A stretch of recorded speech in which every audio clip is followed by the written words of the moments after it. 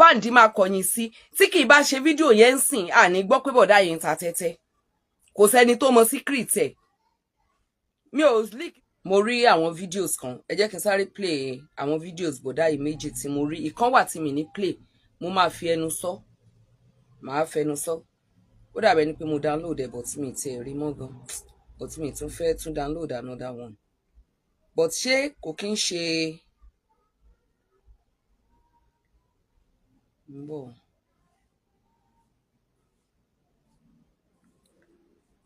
Fẹ́mi pa àwọn fídíò okay ìkọlé lè. Mo bá ní káàárọ̀ mo pépè yín ẹni wà ń gbà lájì ẹ bá ń bà lájì wọn sàn fún wọn ẹ bá ń gbà wọn lọ́wọ́ jẹ kú báyìí. Ìbẹ̀rẹ̀ yẹn ni mo fẹ́ kẹ́ gbọ́. Káàárọ̀ gbogbo lé mo bá ní káàárọ̀ gbogbo fans. mo pépè yín ẹni wà ń gbà lájì ẹ bá ń bà lájì wọn sàn fún wọn ẹ bá ń gbà wọn lọ́wọ́ jẹ kú báyìí ilé rẹ̀ apáṣẹ lọ ẹsẹ̀ ti lọ wọ́n ní mi kúrò ní bẹ́ẹ̀dì wọ́n ṣàánú mi. Gbogbo ní bá dágbára kẹ́ fi ṣàánú mi ẹjọ́ tó lọ́nà ẹ ṣàánú mi ẹ ṣàánú mi ẹ ṣàánú mi wọ́n jẹ́ kú báyìí gbogbo ní bá dágbára ẹ fi ṣàánú mi ẹ bá mi bàlájì kí wọ́n san fún mi ọdún ìrẹ̀kẹta tí wọ́n san fún mi báyìí ẹjọ́ ẹ bá mi bẹ̀rẹ̀ láyé Wasiu kan san fún mi kí wọ́n san fún mi kí wọ́n san fún mi kò sí jẹ kò sí ọkùnrin owó oògùn ọsítù mọ ọwọ́ ẹjọ́ tó lọ́dọ̀ ẹ ṣàánú mi èèyàn fi ṣẹṣẹ rí ẹ sọ pé ìwọ̀n mi ṣẹṣẹ ara ìmáyà ni ẹsẹ̀ yìí mi rẹ ọwọ́ lọ́wọ́ òsè gbé ẹjọ́ tó lọ́dọ̀ tí wọ́n wá wò mí ṣe lágùn ẹjọ́ kálàyé wá sí wá ṣàgùn mi káwọn yẹn kú wáyé ká ṣàánú wọn káwọn yẹn kú wáyé. Wọ́n yẹ wọ́n ṣàánú wọ́n sọ fún mi wọ́n ń wà mí wọ́n ṣàánú mi láti jọ tí mo dẹnu bá lè wà ní òdádára di rẹ̀ iṣẹ́ ni ibi iṣẹ́ ni ìgbà mi lè fi iṣẹ́ lérè wọ́n ṣàánú mi wọ́n ṣàánú mi wọ́n ṣàánú mi wọ́n tó lọ́dọ̀ wọ́n ṣàánú mi wọ́n ṣàánú mi wọ́n sọ fún mi mo bẹ̀ wọ́n tó lọ́dọ̀ ni.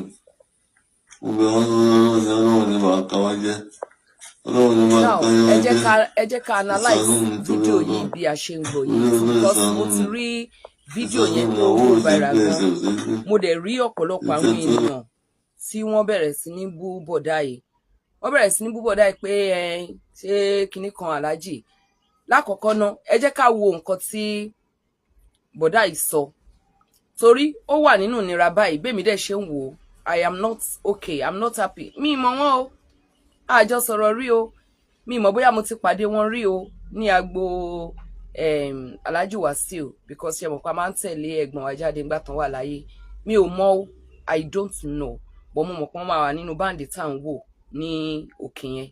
Mi mọ̀. So kò ń ṣe wípé mo ṣe for anything. Ní ìbẹ̀rẹ̀ fídíò yìí, wọ́n ní ẹ̀yin bound.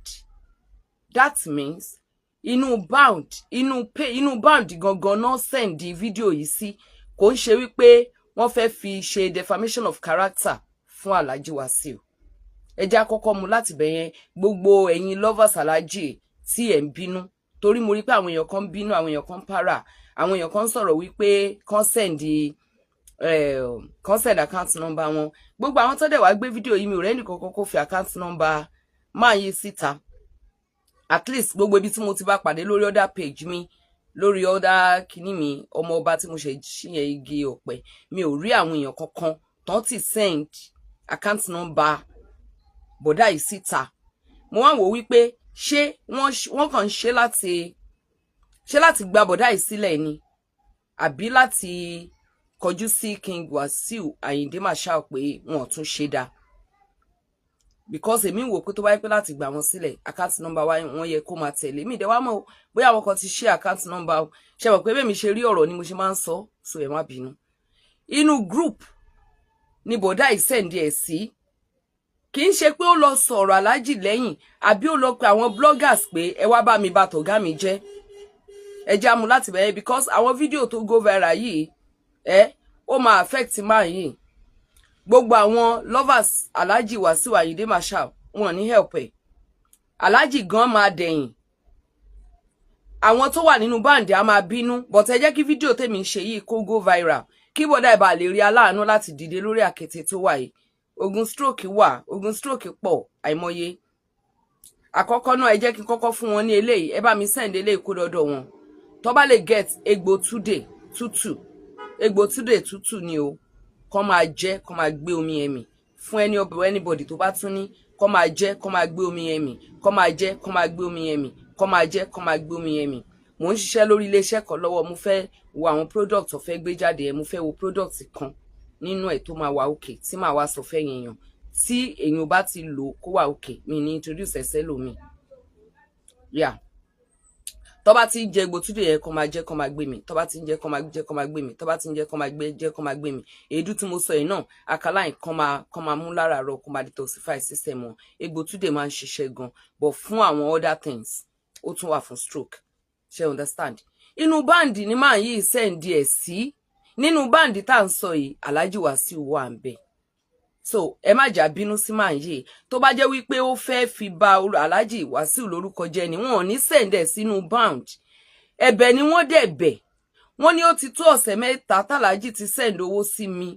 rí then mo fẹ́ bèrè pé ṣé kò ń ṣe máa yìí náà ni I want to see ṣé kò ń ṣe máa yìí náà ni ṣé ò ṣàwọn náà ní ṣá ẹ jẹ́ kí n wò ó ní àsìkò tí mò ń bọ̀. Iléeṣẹ́ Alhaji Wasiu Ayinde December 12, 1996 mo ti kọ́lé lẹ́yìn wọn mo ti ra mọ́tò mo bímọ mo rọ́mọ níléèwé mo dúpẹ́ mo ní fọkànbalẹ̀ ọlọ́ọ̀lọ́ọ̀lá Alhaji Wasiu Ayinde òní bàjẹ́ fọ́gà wa Alhaji Wasiu Ayinde kọ́lọ́n jẹ́ mi rè ó pẹ́ fún wa kọ́lọ́n jáwa náà ó pẹ́ fún wọn wọ́n ti ń gòkè kọ́lọ́n mọ́lẹ̀ wọn lẹ̀ agbára ọ̀tọ̀ ọmọ ta wọn agbára ọlọ́run ó gùn lẹ́mìí àwa náà ó gùn lẹ́mìí àwa tá à ń tẹ̀lé wọn náà á sóríire a ti ń sóríire lẹ́yìn wa tá a túbọ̀ máa sóríire sí lágbára ọlọ́run gba àwọn tó ń sọ wípé kí la fẹ́ mú bọ̀ kọ́lọ́ ń jẹ́ amú dáadáa mú bọ̀ ètò ti ṣe fún wa lẹ́yìn Wasiu Ayinde kọ́lọ́ mọ́ bàjẹ́ ètò tó ṣe fún wa kọ́lọ́ mọ́ bàjẹ́. inú mi dùn gan fúnṣà ìfẹ́ fún láti sọ̀rọ̀ lẹ́yìn because mi kábàámọ̀ pé mo wà lẹ́yìn King Wasiu Ayinde Marshal mo ti wà pẹ̀lú Wasiu Ayinde Marshal King Wasiu Ayinde Marshal. nílé lóko àti lẹ́yìn òkú ọlọ́run máa nífẹ̀ẹ́ tí yín náà iṣẹ́ tí yín náà kò ní ìbànújẹ́ lágbára ọlọ́run. mo ti ṣe mo ti kọ́lé mi náà ti ilé mi mò ń gbé so gbogbo wọn tó dáa ní mo ti ṣe lẹ́yìn wọn mo dẹ̀ fi àdúrà fún mi sí pé kí ọlọ́run máa ní lọ́rọ̀ ẹ̀mí wọn ó túbọ̀ jẹ́ kí. my boss my executive chairman K1 man King Wasiu Ayinde Marshal pẹ̀lú King Wasiu Ayinde láti ìgbà tí mo ti wà kékeré mo lè dúpẹ́ fọlọ́run lọ́jọ́ ìní pé ọlọ́run mi bu ọlọ́run fòmí náà bu àní èdè àìyedè. ìdílé ní ẹ bá wa ju ọkọ̀ yín sókè ẹ jọ ẹ lọ́wọ́ ṣe ìkọ̀kọ̀ fún wa ọwọ́ kẹrin sókè yẹn orúkọ mi ní kẹlẹ́ àwọn. ohun tí mo fẹ́ sọ rèé tí èmi fi máa ń wà very very careful láti dá sí àwọn ọ̀rọ̀ yìí ní ọ̀nà tó negative ways ṣá torí àárín ọ̀rẹ́ méjì ṣòro dá sí àárín ọmọ ìyá méjì ṣòro dá sí àárín ọkọ àtìyàwó ṣòro dá sí àárín ìyàwó àtàwọn àna ẹ̀ ṣòro dá sí àárín ọkọ ọmọ àtàwọn àna ẹ̀ ṣòro dá sí ọ̀rọ̀ láàrin èèyàn méjì téèyàn ò bá wọn gbélé téèyàn bá gbélé gan téèyàn mọnú wọn bọ̀ téèyàn bá bá wọn gbélé tàbí téèyàn jẹ́ bí wọn èèyàn á tún mọ̀ àwọn èèyàn kan ni wọ́n wà lẹ́yìn Alhaji Wasiu Ayinde tí wọ́n sọ pé bó ti wulẹ̀ kí Alhaji Wasiu yìí náà kó burú tó kó má dáa tó kó má níwà tó ṣebí Gàjí tó padà sọ̀rọ̀ against bọ̀dá yìí ṣe bẹ́ẹ̀ yẹn ló wà èmi mọ Gàjí kì í ṣe mo mọ Gàjí dáadáa o ṣùgbọ́n mo máa ń ta product fún Gàjí nígbà tí mo dé sí hòtẹ́ẹ̀lì kan lóṣòdì nígbà kan we are a little bit close a máa ń ṣeré dáadáa nígbà yẹn Alhaji MC Olúọmọ máa ń ṣeré wá síbẹ̀ but tó bá ti dé inú bá yẹn èmi máa dìde máa wọ yàrá mi lọ you understand so mo ta travel fún Gàjí dáadáa ó rà lọ́wọ́ mi dáadáa now Gàjí ò kúrò lẹ́yìn King Wasiu títí dé ní So fídíò yìí ló jẹ́ kí Gaji jáde tó fi sọ̀rọ̀ níta wípé ṣé bóyá ìyàwó brother yìí ló ń sọ̀rọ̀ tí yẹn sọ pé àbú alájí o inú group náà send ẹ̀ sí pé ṣé mọ̀ kó máa ń ta tẹ́tẹ́ ni this and that ṣe ò pé mi ti sọ̀rọ̀ against tẹ́tẹ́ láìmọye ìgbà bó ti wulẹ̀ kí èèyàn máa make owó tó bá ti fi tẹ́tẹ́ ṣe àyú ẹ tẹ́tẹ́ is another indulging baby tí wàá máa indulge tí ó máa it will be asking for more and more àwọn èèyàn téèyàn bá wá make ẹ níbẹ̀ tí wọ́n bá lọ wo ẹni tó make ẹ nínú ẹ̀ tó wá sọ pé o fẹ́ fi ẹsẹ̀ lé ẹsẹ̀ tìyẹn oríborí yé ni o gambling ni èyí jẹ èyí ò jẹ ni but that is not where I'm going yẹn ni third video tí mo sọ pé mo fẹ́ play but mo fẹ́ concentrate lórí mi ò fẹ́ concentrate lórí life máa yìí but ó ṣeé ṣe kó jẹ́ wípé nínú àwọn nǹkan tí aláàjì ń gbọ́ bóyá iná ṣe stop àti máa sanwó bóyá wọ́n dẹ̀ ń san owó ṣé wọ́n fi jíṣẹ́ but Gaji sọ wípé every week ni àbí every month ni aláàjì ń send owó sí bọ̀dá yìí tí ẹni tó dẹ̀ ń bá sọ̀rọ̀ ò dẹ̀ deny àwọn wá sọ wípé aláàjì ò send owó sí mi mọ́ kò ń ṣe wípé aláàjì ò send owó sí mi nígbà ó ní bọ̀dá yìí ti sick torí gbogbo àwa tá a máa ń tá ó jẹ́ pé tá bá ti jáde a kàn máa ṣáà mú ọ̀rọ̀ kan ó máa mú wa lára wípé just torí pé negative things lẹ́yìn èèyàn wa máa ń rà àwọn èèyàn like negative things gan so ó máa ń jẹ́ kí àwọn programs tó ń gbé ìgbésí ayé àwọn èèyàn jáde ní kó viral which is not bad because fúnra wọn ni wọ́n ń fi ẹ̀mí ara wọn wá but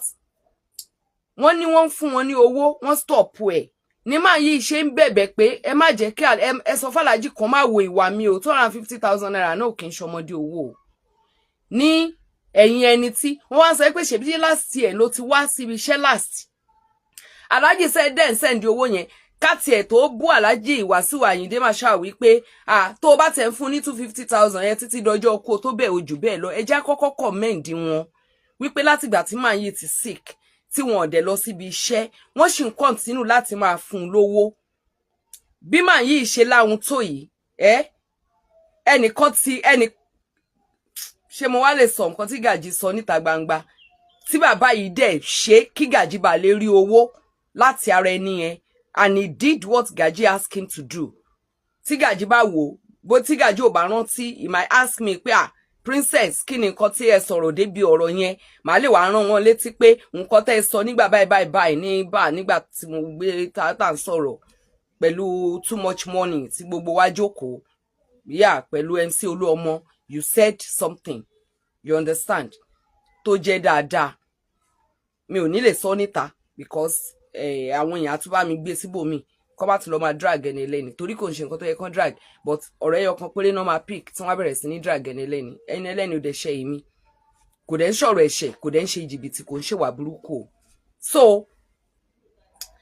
ta ni ẹni náà tó wá bá máa yí gbé fídíò yẹn jáde láti inú gúrùpù yẹn síta because tó bá fẹ́ sọ̀rọ̀ aláàjì lẹ́yìn àbó fẹ́ fà aláàjì lé ayé lọ́wọ́ wọ́n máa wá bíi bọ̀dá ọjọ́ sí yẹn wọ́n á lọ gbéra wọn fún blogger wọ́n á jáde pé aláàjì ṣe nǹkan báyìí fún mi bọ̀dá ìwá tún padà jáde nínú àìlera ẹ̀yẹn ló ti sọ wípé àẹjọ́ o ọ̀gá mi ò ṣẹ̀ mí o ẹ jẹ́ kí n wá fídíò yẹn bóyá mo lè rí ọ̀gá mi ò ṣẹ̀ mí o èèyàn dáadáa ni Wasiu Ayinde sí mi o mi ò mẹ́ni tó fẹ́ bàárín mi àti Wasiu jẹ́ mo fẹ́ try láti redeem image bọ̀dá ìkó bà lè rá láàánú torí ibi tí wọ́n bá gbé ọ̀rọ̀ yẹn lọ yẹn kò ní rá láàánú o ó dẹ̀ gbúdọ̀ rí aláàánú láti dìde àwa ò lágbára láti ràn wọ́n lọ́wọ́ Kwam One and Drama tí bá ti gbé yẹn ó máa gbé jáde Kwam One and Drama màá rí kíní yẹn ń sìn ó dàbí Yèyé Kúdí ló lò lórí page wọn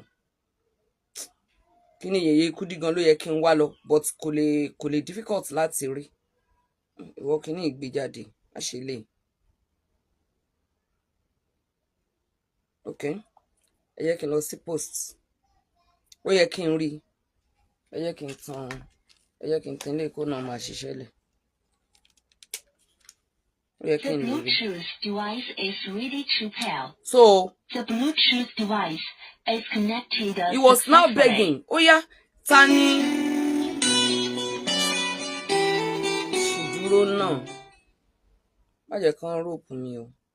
So táwa ni ẹni náà tí ó wá ń bá tó ń bá bọ̀dá ẹ̀ gbé àwọn nǹkan tí ò lọ. Ta lẹni tó ń bá bọ̀dá ẹ̀ gbé àwọn nǹkan tí kò ṣe.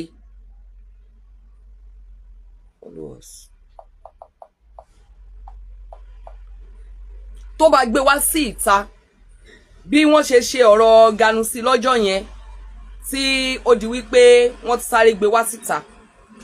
Ó mì pé nínú gúrùpù yẹn èèyàn kan wà ńbẹ̀ tí ò láìkè Alhaji Wasiu Ayinde tó fẹ́ kí yẹ̀yẹ́ wọn kó máa jáde.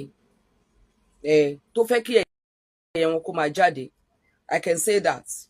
Ó dàbí ẹni pé ẹnìkan wà nínú gúrùpù yẹn tí ò láìkè Alhaji tó jẹ́ kó máa jáde. Okay, ó dàbí fídíò yẹn ni.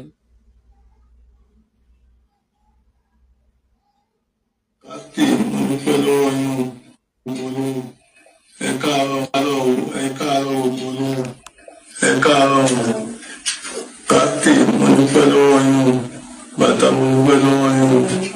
Àárín mi àtọ̀gá mi ò bàjẹ́ o. Ọ̀gá mi ò dẹ̀ lọ́gbọ́n sí o. Ẹ̀sìn mo dúpẹ́ o. Ẹ̀sìn mo dúpẹ́ o. Nígbà mo fẹ́ sẹ́ndì, nígbà mo sẹ́ndì. Transport mo sẹ́ndì. Sẹ́ndì ẹni ẹ̀kan. Mi ò lẹ́yìn ẹ̀kan kó gbé mi jáde. Mi ò lẹ́yìn ẹ̀kan kó gbé mi àtọ̀gá mi jáde. Àwọn báńkì ni mo sẹ́ndì. Àwọn báńkì ni mo sẹ́ndì. Ìran ìyànlẹ́. Èmi ló fẹ́ bá èmi àtọ̀gá mi jẹ. Àwọn ọ̀gá mi. Ìran tó bá àríwọ̀n jẹ́. Àríwọ̀n lè bàjẹ́ ní. Ọ̀gá mi Alhaji Wasiu Ayinde. Ẹni tó ń ṣe dáadáa sí mi. Kò fún lábú sí mi sí. Ọlọ́run ló bá tiẹ̀ jẹ́. Ọlọ́run ló bá tiẹ̀ jẹ́.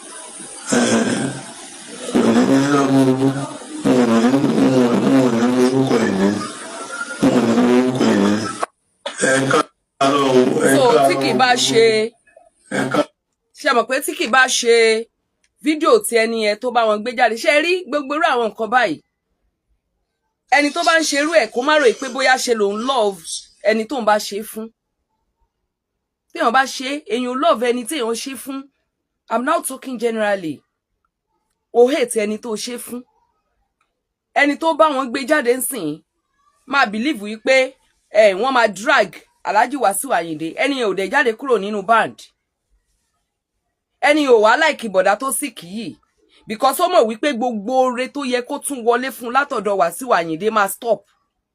Gbogbo band máa kọ̀yìn sí. Tí kì bá ṣe fídíò yẹn ńsìn àní gbọ́ pé bọ̀dá yẹn ń ta tẹ́tẹ́. Kò sẹ́ni tó mọ secret ẹ̀. Mi ò leak secret o orí kíní ló wà o kí lórúkọ bọ̀dá tó handsome tó máa ń búyàn bọ̀dá ẹlẹ́gẹ̀bú bọ̀dá tó fàì tó èbú ẹnu ẹ̀ náà fàì yẹn òun ló gbé o mi ìmọ̀rúkọ mi ìrántí orúkọ ibẹ̀ ni mo ti rí mi ìmọ̀ àwọn tó gbé ibẹ̀ ni mo ti gbọ́ voice Gàjí yẹn. So it is a viral video. Now ẹni tó bá ṣe kò láìkí bọ̀dá yìí gbogbo fans Alhaji Wasiu Ayinde tó yẹ kó contribute fún they will hate him. Meanwhile bọ̀dá yìí gangan mi rò wípé wọ́n fẹ́ kí òun gangan mi rò pọ́n fẹ́ kí wọ́n wá sí social media àwọn gan ò fẹ́ kí image wọn fídíò wọn kó wá sí social media. Otherwise àwa ayé ni wọ́n máa send ẹ̀ sí pé ẹ̀yin ayé ẹ gbà mí o ní àwọn èèyàn tán máa ń béèrè àwọn máa béèrè wípé kí ni King Wasiu ń ṣe àkọ́kọ́ náà ẹja justify ibẹ̀ yẹn náà. If you are working with a boss and is paying you regularly owó tó ń san fún ẹ kéré owó tó ń san fún ẹ pọ̀ nígbà tó kéré òun endure pé tó bá rí ibi tó bá tún dáa jù bẹ́ẹ̀ lọ wá kúrò o reject ẹ̀ pó kéré torí ní ọjọ́ tó máa tẹ́ máa jọ bẹ̀rẹ̀ iṣẹ́ gbẹ̀mí ṣe ń ronú ni ẹ má bínú mi ò fẹ́ máa hun o lọ́jọ́ tẹ́jọ fẹ́ bẹ̀rẹ̀ iṣẹ́ ẹ dìjọ dúnàdúrà o dẹ̀ agree nígbà tó bá ti agree ohun tó kù ní wípé nígbà tó bá lo ọdún díẹ̀ ohun tó yẹ kó máa jà fún ni pé látijọ́ tí mo ti débẹ̀ wọn ò increase owó mi wọn ò dẹ̀ láwọn ò ní increase owó mi láti bẹ̀rẹ̀ ni wàá ti máa sọ fún wọn wípé ẹ máa increase owó mi o. I was sleeping in an hotel mo sọ nǹkan tí mo fẹ́ fún wọn mi ò sọ nǹkan tí mo mọ̀ wípé ó yẹ kí n máa tún kó jẹ́ benefit mi. When I did it they collected their money torí kò sí nínú agreement wa mi dẹ̀ torí ẹ̀ fi wọ́n sílẹ̀ ibi tí mo dẹ̀ ti kúrò wọ́n fún mi ní provision yẹn nílùú mi àwọn ò dẹ̀ fún mi torí àdìjọ sọ láti bẹ̀rẹ̀. That will not make me to get angry with them torí kò sí ẹ jẹ́ ká máa ṣe bí gbogbo àṣà òyìnbó láti kó. Òyìnbó will not move an inch, will not move step an inch from agreement yín abẹ́yìn ti rí. Ṣùgbọ́n tá a bá lọ sọ́dọ̀ wọn sìn a máa bend down sí gbogbo nǹkan tá a bá sọ a máa ní báyìí náà ṣe ń ṣe o àwa fúnra wa là ń fìyà jẹra wa o. Nígbà tí ọ̀gá ẹ bá wá ń sanwó kéékèèké fún ẹ èsù tẹ́rẹ́tẹ́rẹ́ máa ń dibú tí èèyàn bá mọ owó re tí èèyàn ò dẹ̀ jápà tí èèyàn ò dẹ̀ jẹ́ ẹni tó jẹ́ pé tówó bá ti dọ́wọ́ ẹ̀ kò mọ̀ wípé ẹni yìí níṣòro mo ní láti fún un irú ìyà tí ń jà wá nìyẹn. Èèyàn ò lè níṣòro lẹ́gbẹ̀ẹ́ mi àfi tí mo bá ní màá filẹ̀ tí mi bá ní mi ò ní nìyẹn ò dẹ̀ lè torí ẹ̀ mú mi torí mi gangan tí mò ń bá ẹ sọ̀rọ̀ kò sí bẹ́ẹ̀ èèyàn ṣe lè close sí mi tó tí mo máa sọ pé mo wẹ̀ entitled sí nǹkan tó ní ó close sí mi wọ́n ní ṣèbí ó yẹ kí lágbájá ẹ̀ pẹ́ ṣèbí ó yẹ kí lágbájá béèrè pé ṣàbúrò ẹ̀ ní mí ni ṣọ́mọ ẹ̀ ní mí ni ṣé ìyàwó ẹ̀ ní mí bàbá mi ìyá mi ẹ̀gbọ́n mi àtàbúrò mi tó bá lówó jù mí lọ ni mo wẹ̀ entitled sí nǹkan tán ní. Then tí àwọn tó ń jáde lára wọn wà entitled sí nǹkan tí mo ní torí ọmọ àbúrò ọmọ ẹ̀gbọ́n wà entitled sí gbogbo nǹkan tí mo bá ní. They can order mommy we need something tí mo dẹ̀ gbúdọ̀ ṣe ọmọ àbúrò ọmọ ẹ̀gbọ́n wọn wà entitled. Bí wọ́n bá ti sọ wípé àwọn ò bá mi ṣe kí ló dé tí n bá ti ní máa kọ́kọ́ ṣe tiwọn ná ẹran ara tèmi nìyẹn kò yé yín. So tí wọ́n bá wá ń sanwó fẹ́ ṣe bí gbogbo wọn sọ wípé mo ra mọ́tò mo kọ́lé mo lẹ́yìn ìgbà tí mo ti wà lẹ́yìn aláàjì ẹni tí ò ra mọ́tò tí ò kọ́lé tí ò mú kankan kúrò bẹ́ẹ̀ kí ló fowó títí ẹ̀ ṣe. Then tó bá parí eré wọn á tún pín owó lórí stage ṣùgbọ́n tí aláàjì bá ń deny wọn ní gbogbo irú àwọn nǹkan yẹn nígbà yẹn la máa di ẹrù burúkú lé wọn lórí. So this man now posted a video into their platform, the group platform. Ẹ bá mi bí aláàjì wọn send owó sí mi mọ́ nígbà tí wọn send owó sí mọ́ ẹ̀yin tẹ́ ń bú wípé ṣàlàjì ló máa send owó sí nígbà tó ti ń send ẹ̀ sí tó ti fi ń tọ́jú ara ẹ̀ nígbà tó ń send ẹ̀ sí wọn mọ́ we beg. He was begging, he was not commanding, he was not saying wípé ẹ̀bọ̀dá ẹ̀ tún sọ wípé kì í ṣe pé mo fi ṣe ṣeré ẹsẹ̀ mi ni ò ṣe é rìn. He was appealing in that video. This man is appealing to Alhaji. He's now begging the band member to beg Alhaji for him. Ẹ má wò wá mi. So ẹ̀yin tẹ́ ń bú bọ̀dá yìí ò fi bí kọ́kọ́ jẹ̀bi. Alhaji Wasiu ò fi bí kọ́kọ́ jẹ̀bi. Ẹ kọ́kọ́ béèrè ẹjọ́ lọ́wọ́ Alhaji Wasiu náà pé kí ló tẹ́ ẹ send owó sí mọ́. Alhaji àwa sọ nǹkan tó ń bí nínú. Tàbí mo ń send owó sí o. That is even an exposure. Bóyá ẹni tí wọ́n ń fowó rán ò fowó jíṣẹ́. Bóyá ẹni yẹn ń fowó jíṣẹ́.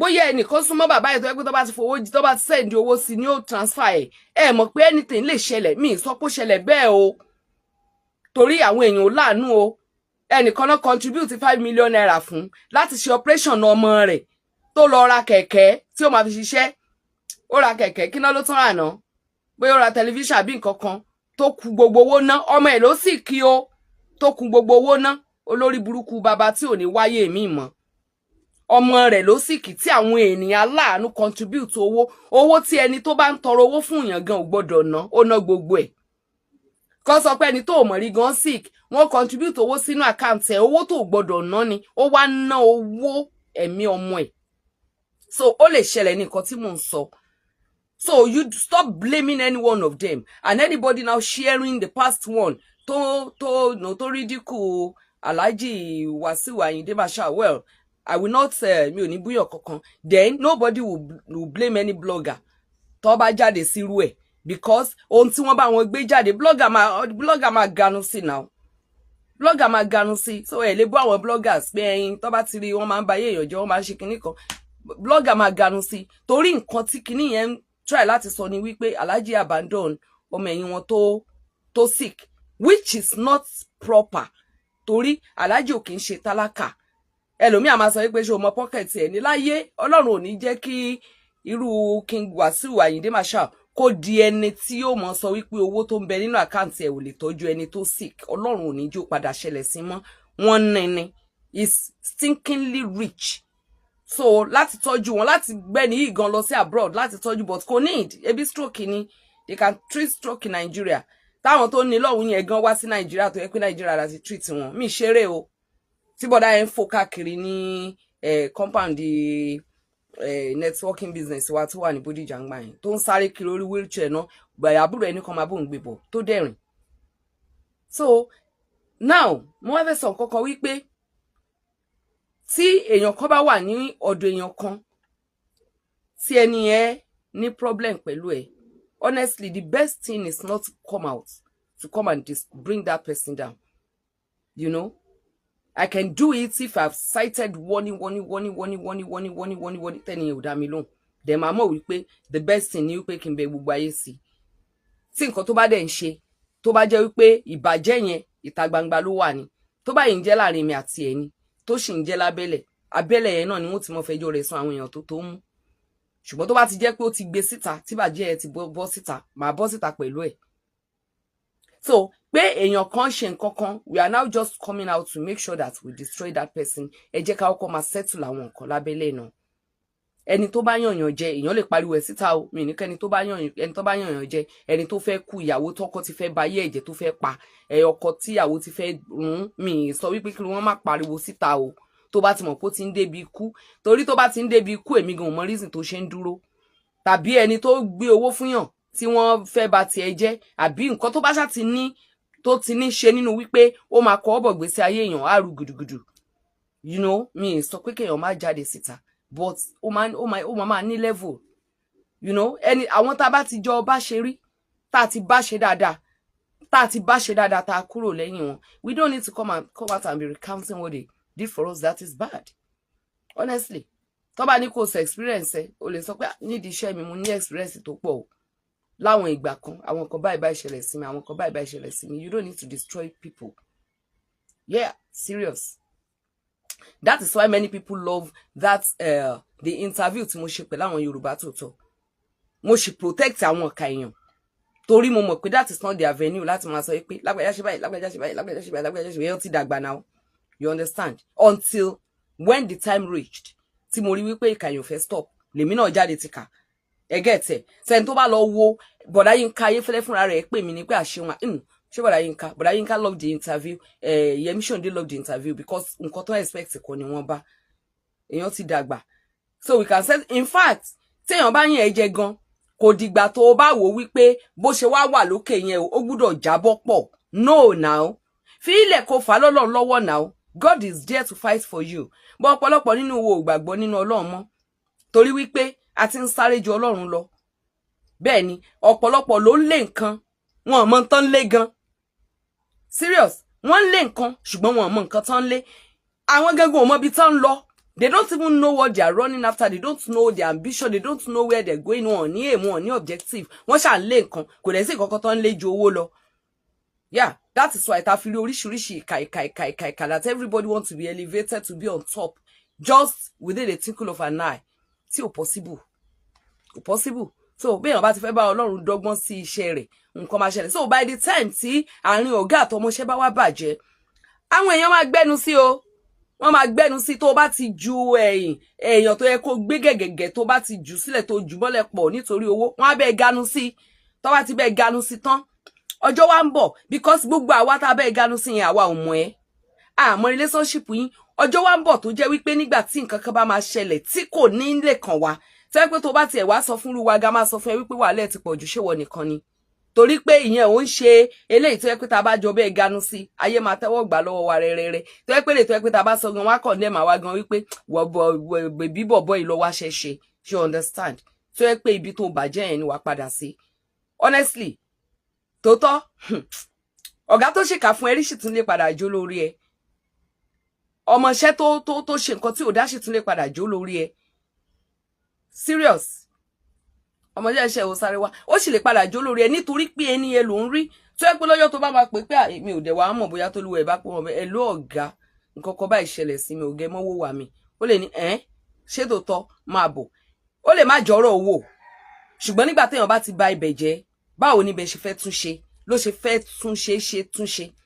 So kò jù bẹ́ẹ̀ lọ. So gbogbo ẹ̀yin èèyàn ẹ jọ̀ọ́ ẹ bá mi rán èmi ò mọ bí tá account number tán bá tẹ́ tí bá rẹni tó máa ní account number wọn ẹ send ẹ sí mi kí n fi sí orí kíní yìí kẹ́yà láàánú kẹ́ ràn wọ́n lọ́wọ́ kí 250 tán send sí wọn yẹn gan kò lè tó stroke la pè but tó bá sáré mójútó wọn wọ́n máa padà dìde tí wọ́n á dìde tí wọ́n á rìn tí wọ́n á padà wá dúpẹ́ lọ́wọ́ yín mo fọlọ́run lórí gbogbo ẹ̀yin fans Kwam1 tẹ́tí ń bínú mo ń try láti rescue situation kẹ́dẹ̀ rí pé kì í ṣe pé bàbá báyìí fẹ́ ba ọ̀gá ẹ̀ jẹ́ kò fẹ́ bọ̀ ọ̀gá ẹ̀ jẹ́ tó bá fẹ́ ba ọ̀gá ẹ̀ jẹ́ as I said earlier will not take it to their platform láti lọ sọ wípé ẹ bá mi bí aláàjì dẹ̀ ni kò kàn aláàjì lábùkù kò dé allege aláàjì ó ti tọ́sẹ̀ mẹ́ta tán ti fún mi lówó àwọn gangan mọ̀ pé àwọn ò lọ síbi iṣẹ́ wọ́n ní kì í ṣe pé mò ń fi iṣẹ́ ṣeré ẹ ṣàánú mi kálájí ò ràn mí lọ́wọ́ ìrànlọ́wọ́ ló ń béèrè báwo ló ṣe wá fẹ́ béèrè one way or the other á béèrè